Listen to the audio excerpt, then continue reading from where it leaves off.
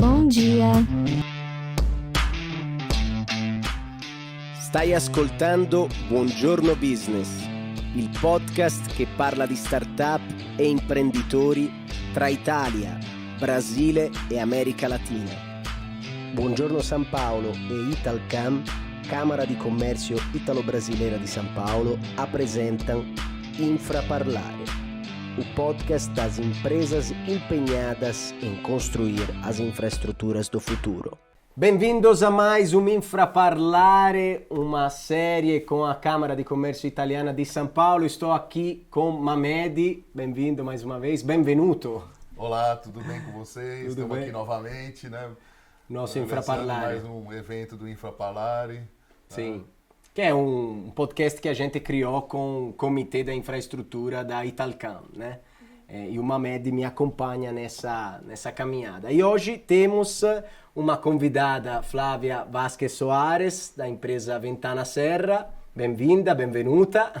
Muito obrigada pelo convite, me sinto honrada em poder estar compartilhando com vocês um pouco aí sobre logística internacional, sobre o segmento de negócios que estamos inseridos hoje, né? Exatamente. A Flávia vai nos contar um pouco a logística, né? Porque nossa série fala exatamente de infraestruturas e todos, né, as ferramentas, todas as tecnologias que são levadas para aumentar também esse segmento e para melhorar esse segmento. Então hoje vamos descobrir um pouco com você.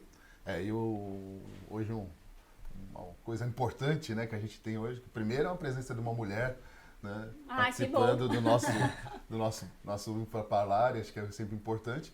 E além disso, a Flávia é minha amiga e minha colega de diretoria do Comitê de Infraestrutura, né, da Câmara Italiana. Então, é muito bom, um prazer enorme estar com você aqui hoje. Prazer é meu, Mamedi. Eu adorei esse tom que você deu aí do nosso bate-papo, porque realmente nós já temos aí uma sinergia de estar se encontrando dentro do comitê. É sensacional, é muito bom. Então já vamos começar a te questionar um pouquinho. Flávia, logística internacional é uma coisa assim extremamente importante, né? Todos os países do mundo de alguma forma fazem ou não, né, seu comércio internacional, e a logística é necessária para que a gente possa levar aí todos esses produtos de um ponto ao outro, né? Como que conta um pouquinho para nós da empresa Ventana Serra, como ela está estruturada, quais os serviços que ela faz para atender os clientes dela, o que ela tem realizado, tá? Onde ela está localizada, no Brasil, no mundo. Tá ótimo. Conta um pouquinho da empresa, tudo. Excelente pergunta. Antes de falar da Ventana Serra, como a gente está fazendo um podcast, de repente nem toda a audiência está inserida dentro da logística internacional, eu queria dar uma contextualizada pouco em o que é a logística internacional. Bom, a logística ela nunca foi tratada como uma atividade principal dentro das empresas, né? Sempre foi uma finalidade, um meio, né? Nas indústrias.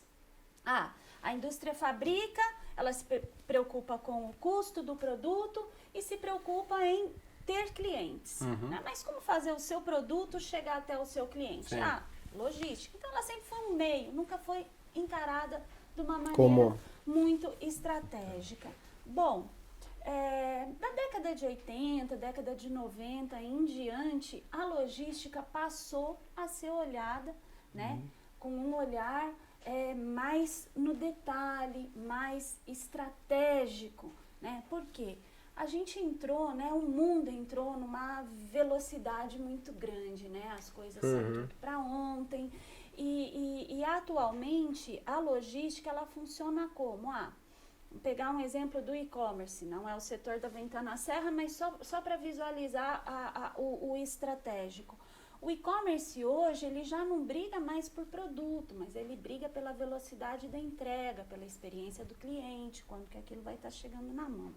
Então essa é a importância da logística, né? É justamente você conectar os pontos e fazer chegar de maneira eficiente e íntegra. Bom, falando de Ventana Serra, a Ventana Serra ela é um operador logístico global. Então, ou seja, esse tipo de serviço de unir os pontos não acontece somente em nível local, acontece em nível internacional. A Ventana Serra, como eu falei anteriormente, ela é uma empresa global, estruturada nos principais países do mundo, onde o comércio internacional é bastante forte. Então, nós temos uma estrutura muito robusta na China, na Ásia, Estados Unidos, Europa, Itália é onde nós temos a nossa operação mais eficiente. Aqui no Brasil, nós temos 11 escritórios para dar suporte às principais capitais e aos nossos clientes também. A logística, erroneamente, né, equivocadamente, a gente enxerga também somente como transporte. E a logística, ela não é simplesmente um transporte de um ponto para o outro. Ela engloba a cadeia de suprimentos total. Então, a logística, ela apoia desde o início do processo, onde você tem que comprar a sua matéria-prima, a maneira mais eficiente de você fazer um caminho curto para aquela tua matéria-prima chegar na fábrica, pagando menos durante aquele percurso. Dentro do fabricante, a logística pega o produto acabado, faz o transporte para armazéns. Ali em armazéns você pode consolidar e distribuir por diversos destinos. E toda essa composição de custo, essa análise de custo, que a gente até chama isso de cross-docking, né? Chega no armazém e distribui, é o que a Ventana Serra faz, até chegar no consumidor final. E isso é um pouco do que Ventana Serra faz. E é engraçado, Flávia, que você disse que a logística antigamente era vista, né, como a última coisa para cuidar, e hoje nós sabemos que tem empresas que o principal negócio delas é a logística, né? Só a Amazon é o primeiro caso, mas tem vários, né? Muitos outros casos. Então, para vocês, como que ficou assim, foi uma oportunidade alcançada, uma oportunidade para crescer, inclusive. Sem dúvida, porque a Ventana Serra, ela não atua diretamente no e-commerce, mas nós provemos a mercadoria internacional para um centro de e-commerce. Então, tudo isso você tem que ter agilidade, você tem que ter flexibilidade.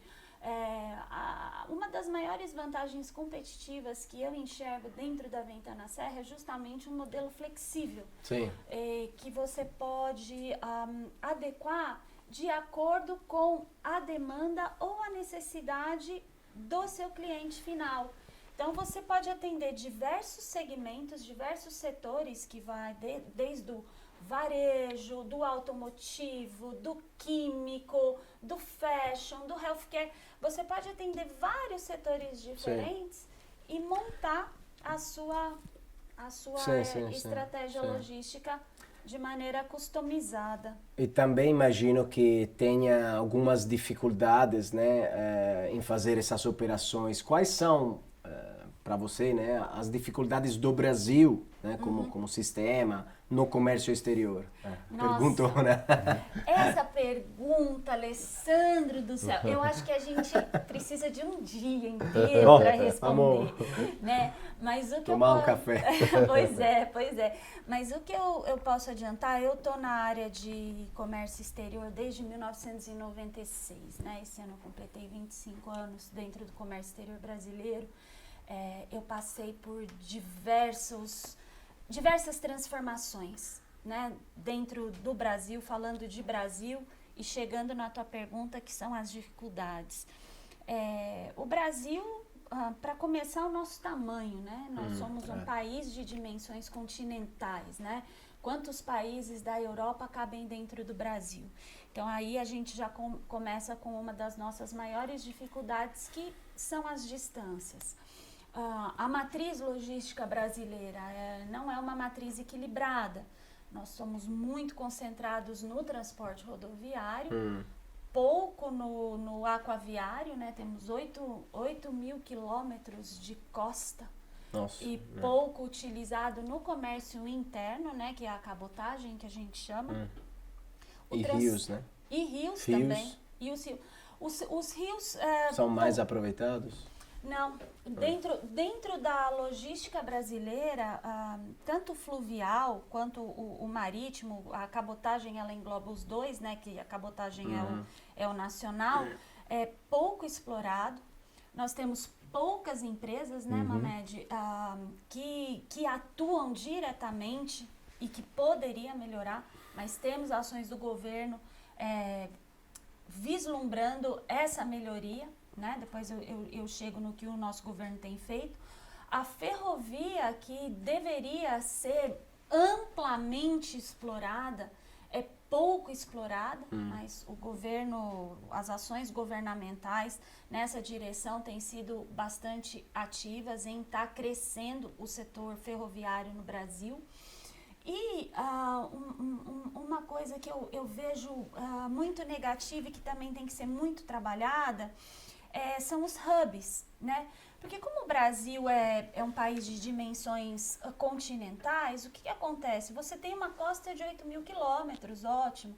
Aí você tem um interior muito grande, estamos usando o rodoviário, mas vamos explorar a ferrovia.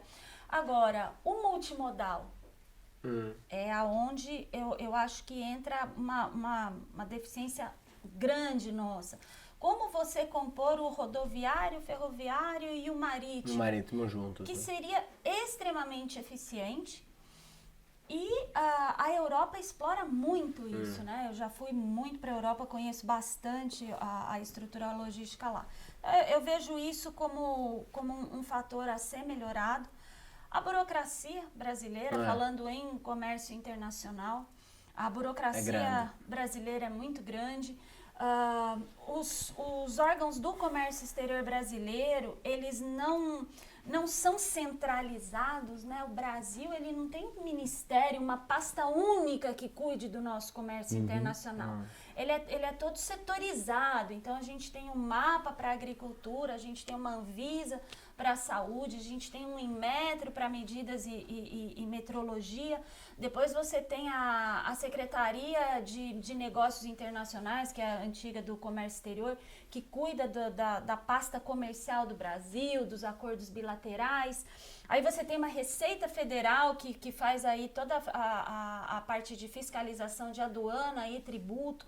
Aí você tem o Banco Central do Brasil, que faz a parte de regulamentação de câmbio e o controle de divisas, o que se gasta, como que tá, banda cambial, enfim, hoje não existe mais, mas há algum tempo atrás o Banco Central controlava muito isso. Então aí você tem a Secretaria de Portos, que vai cuidar dos portos. Então o que acontece? A hora que você pega um comércio exterior brasileiro para administrar, é uma coxa de retalhos. E de repente, isso é muito comum, que cada secretaria dessa, cada entidade dessa, tem a sua própria instrução normativa, a sua própria portaria, que acaba conflitando com o outro e deveria ser correlato. Bom, isso eu vejo como uma grande dificuldade.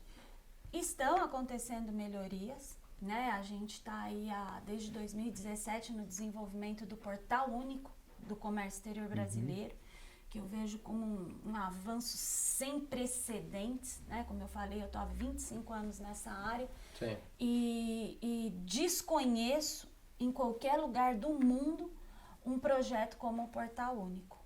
Então, isso eu já vejo, está acontecendo, né? E vem aí como um aspecto positivo.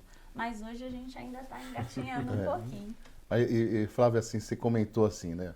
Você deu um panorama, né, assim, de como está a infraestrutura nossa, assim, de transportes, né, tal, que é importante para nossa logística internacional. Você sinalizou aí algumas dificuldades e tudo mais relacionadas aos procedimentos, vamos dizer assim, de comércio exterior, para questões aduaneiras e tudo mais, né? Mas vamos focar um pouquinho assim a questão. Vamos trazer a coisa assim para dois elos que eu acho extremamente importantes, né?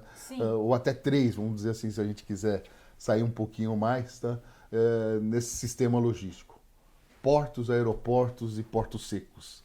Tá? Como é que você vê esses três cenários? Como é que estão evoluindo, estão melhorando? Tá? O que a gente pode falar um pouquinho desses 3 que são, na verdade, as portas de entrada ou saída, né, dos produtos, né, que a gente tem aqui. Tem aqui no Brasil.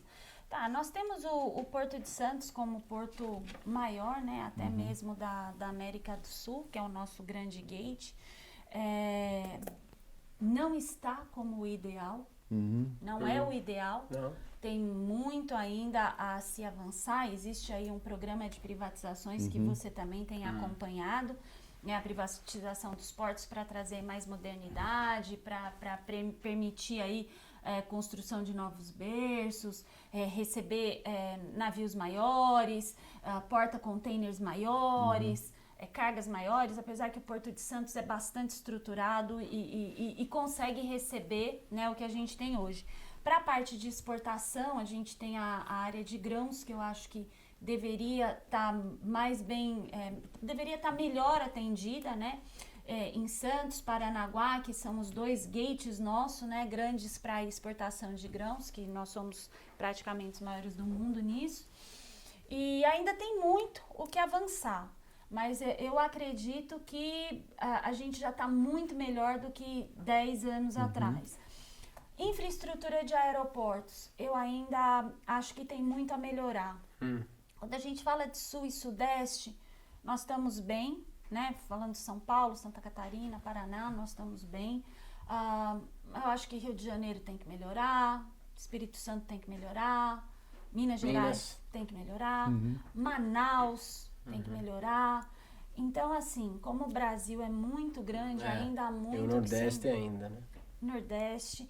A gente teve um projeto que nós praticamente não conseguimos viabilizar no Porto de Suape, projeto grande de bioenergia, e a gente não conseguiu, demorou para achar a solução, porque o Porto de Suape não tinha estrutura de guindaste para tirar o equipamento de dentro do navio breakbulk, que também não tem linha para o Porto de Suape, porque breakbulk, o que é um navio breakbulk? É um navio que não carrega containers, né? Ele carrega o superdimensionado, carrega carros e tal. Porque não tem uma rota regular para lá. Agora pensa, né? Falando em energia. Então, isso é uma situação que a gente viveu há pouco tempo. Então, esse investimento de grandes guindastes, receber navios maiores, é uma coisa de infraestrutura de portos que eu particularmente vejo como deficitária. Necessita, né, realmente ainda... Um olhar diferenciado, sim. Teve uma melhoria, né, recente, muito grande, mas ainda precisa. Ainda né? precisa, ainda precisa. E assim também, né, o Brasil tem só 1%, nós somos um player global muito tímido. Pouco né? expressivo, né? Sim, sim. Ainda assim, né? Pouco como expressivo, na obrigada. parte do comércio exterior, especialmente para exportação, né? Mas, e isso também não nos favorece. Né? 1% do comércio mundial não nos favorece. Então, aí você precisa também ser atrativo, né, para as linhas internacionais investirem mais. Perfeito. Flávia, nós vamos fazer uma pausa aqui, não sei se você sabe, vai ter um cafezinho, Ai, né? Que delícia! Agora é a parte boa. A hora do café, gente, voltamos já já. Obrigada. Buonasera, mi fa un caffè? Subito.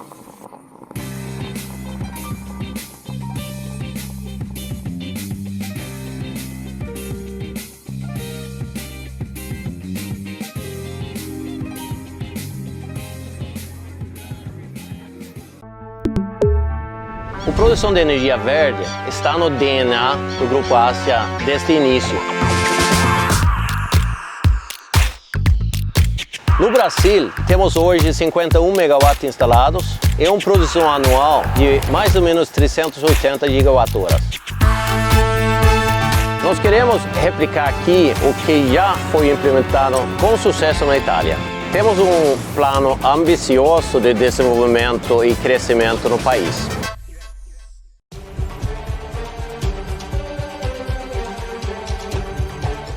Voltamos aqui do nosso cafezinho, bom, com a Flávia das Ventana Serra, com a Mamed, estamos de novo no nosso Infraparlare.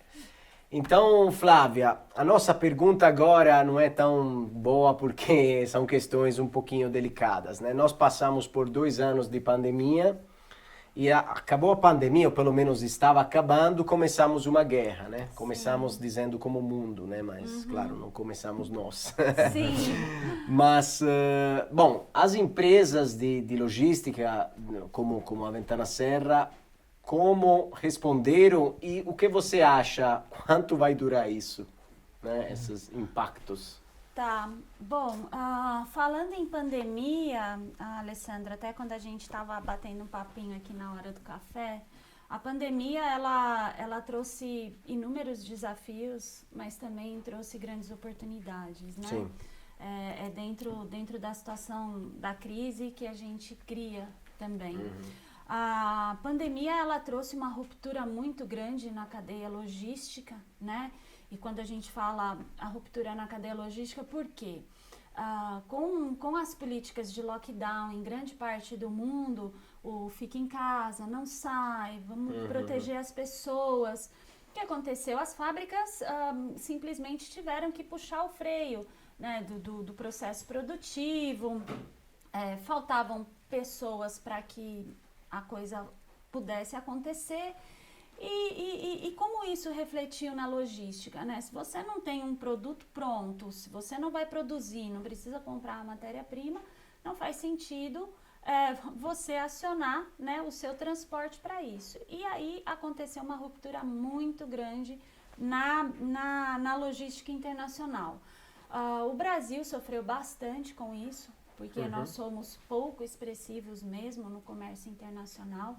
A grande parte dessa crise, da falta de containers, falta de espaço, ela foi criada não porque os containers desapareceram, imagina, não existe isso, né? O container foi abduzido, onde que está esse container? Não existe. Né? Simplesmente os países mais afetados, né? Vamos falar de China especificamente, os países mais afetados foram os que pararam de operar. Poxa, China representa 15% do comércio mundial. O que ficou armazenado ali de container sem sair foi muito grande. Mesma coisa Estados Unidos, que é o segundo maior comércio mundial. Então a gente sentiu um reflexo muito grande nisso. Oportunidades, né, que a gente viu nesse setor. Nós passamos a desenvolver outros tipos de solução. Você pode combinar o frete aéreo com o marítimo de um ponto até o outro e buscar soluções inovadoras para as empresas. É claro, enquanto as fábricas estavam em ritmo desacelerado, isso foi feito, né, num ritmo menor também. E agora já está se recuperando, a gente já tem visto uma recuperação maior da cadeia logística, um recovery. E eu acredito que até o final de 2023 a cadeia esteja reestabelecida, longe do que é, longe não, pouco próximo do que era anteriormente, mas os preços ainda estão muito instáveis. Sim.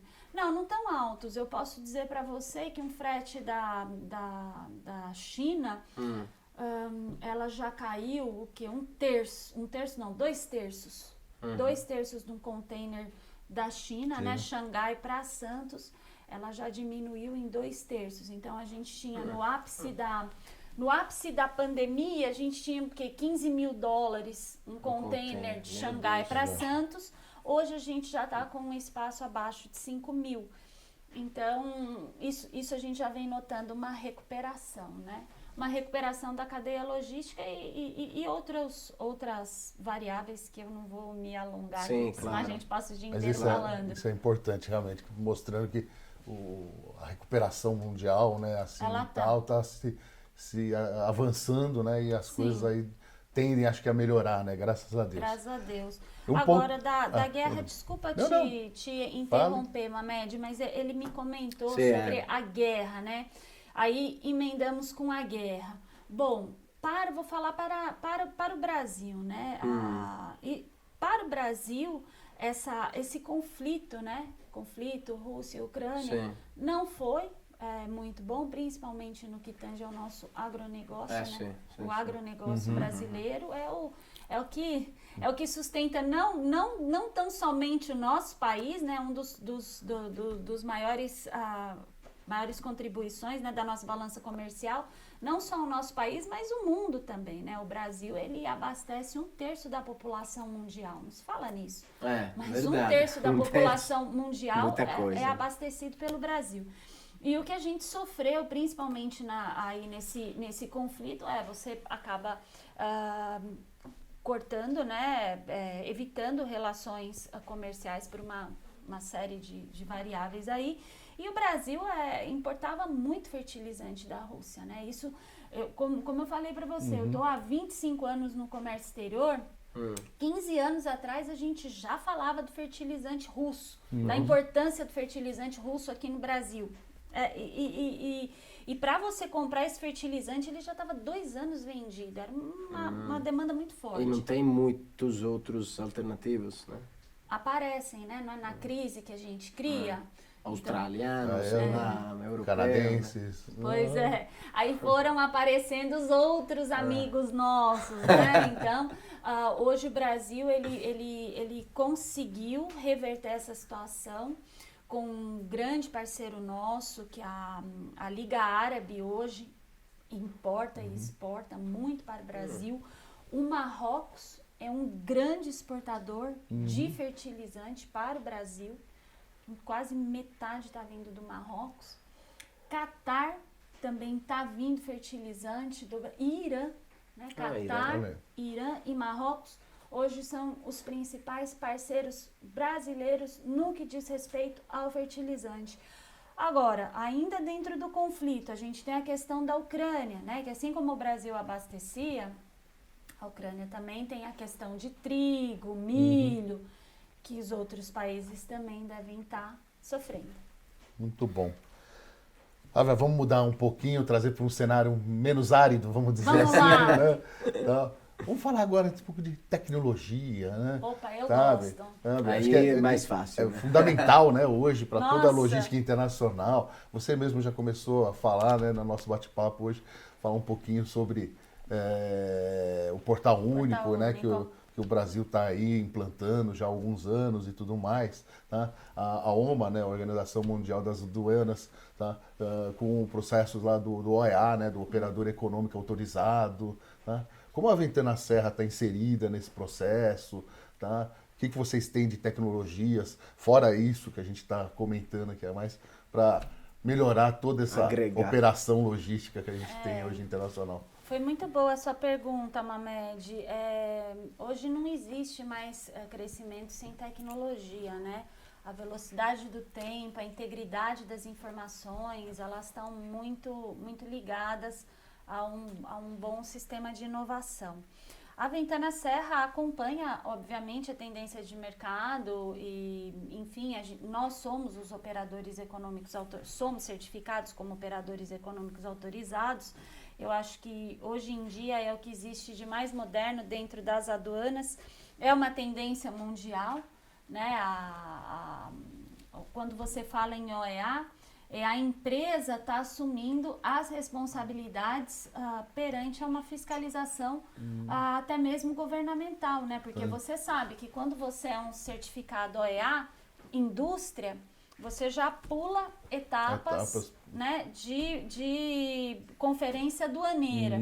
E a empresa de serviços, como a Ventana Serra, como transportadores internacionais, freight forwarders, você como estando ligado intrinsecamente a essa cadeia, você também tem uma visão diferenciada dentro da sua operação, que torna isso bastante ágil, né? Então hoje, por exemplo, uma empresa OEA, ela tem condições de fazer o desembaraço sobre nuvens, o desembaraço sobre águas. Então, antes mesmo da mercadoria chegar no Brasil, você já tem condições de estar com ela liberada e sair diretamente do aeroporto. Então, a Ventana Serra, logo, né, que saiu o OEA, nós já tratamos de nos reestruturar, de cumprir aí os requisitos para certificação. E estamos aí operando muito bem. Uma empresa OEA, vamos dizer assim, ela já está no canal verde, vamos dizer assim.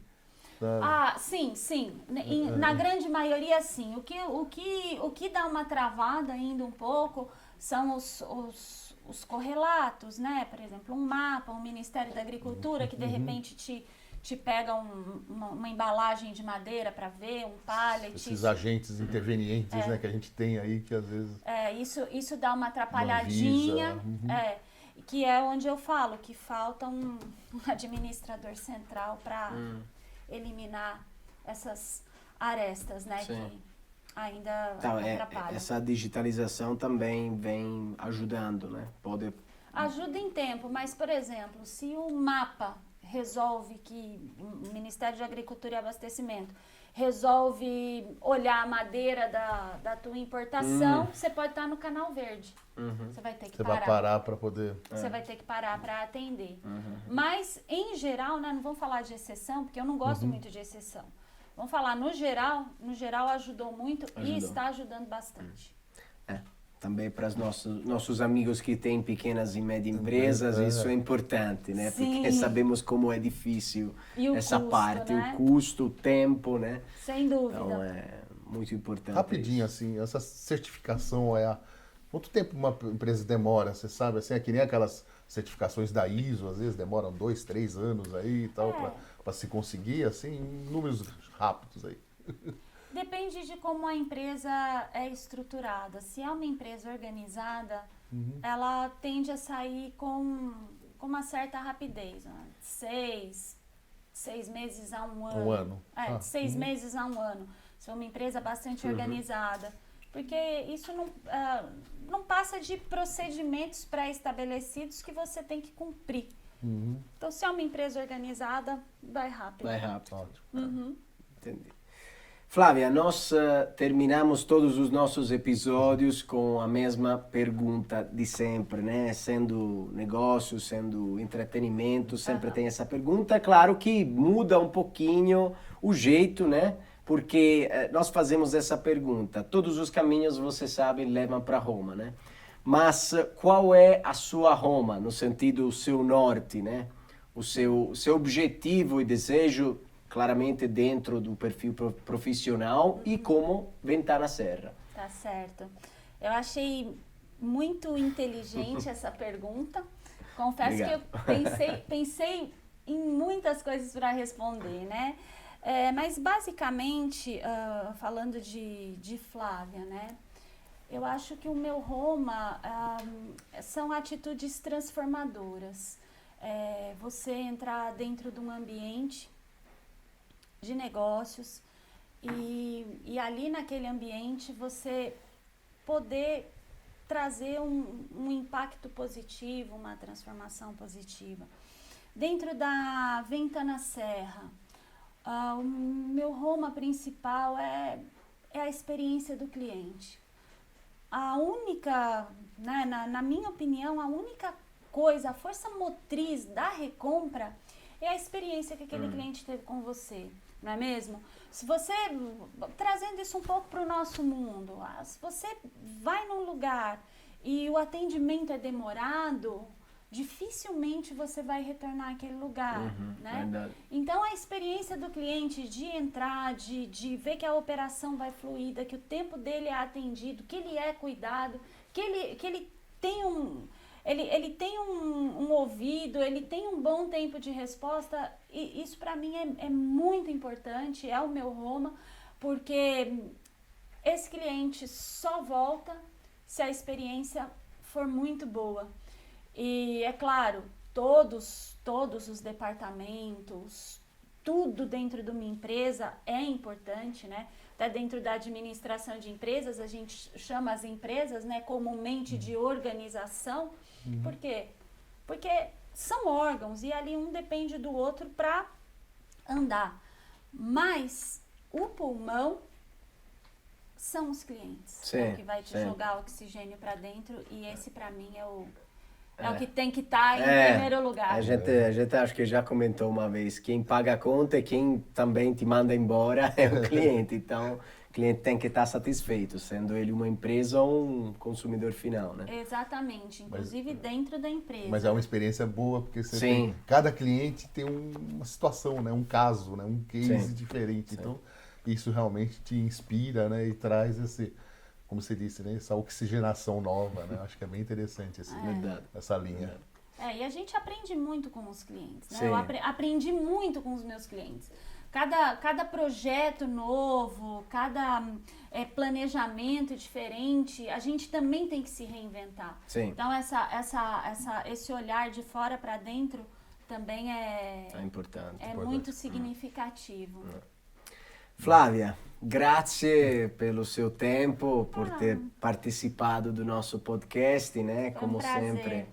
Obrigado a todos os nossos ouvintes, amigos e amigas. Mamed. Agradecer também a Flávia, minha amiga, aqui, por estar aqui conosco mais uma vez, participando do nosso Infraparlare, do nosso comitê de infraestrutura lá da Câmara Italiana, da nossa Italcan. Tá? Convidar mais uma vez a todos aí para estarem acessando aí nossas mídias sociais e tal, e participando, tá? E agradecer aí ao Alessandro, nosso Buongiorno São Paulo. Obrigado a todos. Mais esse trabalho aqui. Eu também gostaria de fazer meus agradecimentos. Por favor. Foi uma experiência incrível. Eu espero voltar, tá bom? Obrigado. Obrigada. Sempre aberto. Além do café, uma pizza. Muito bom. Vai ficar melhor. Obrigada. Obrigado, grazie a tutti, alla prossima.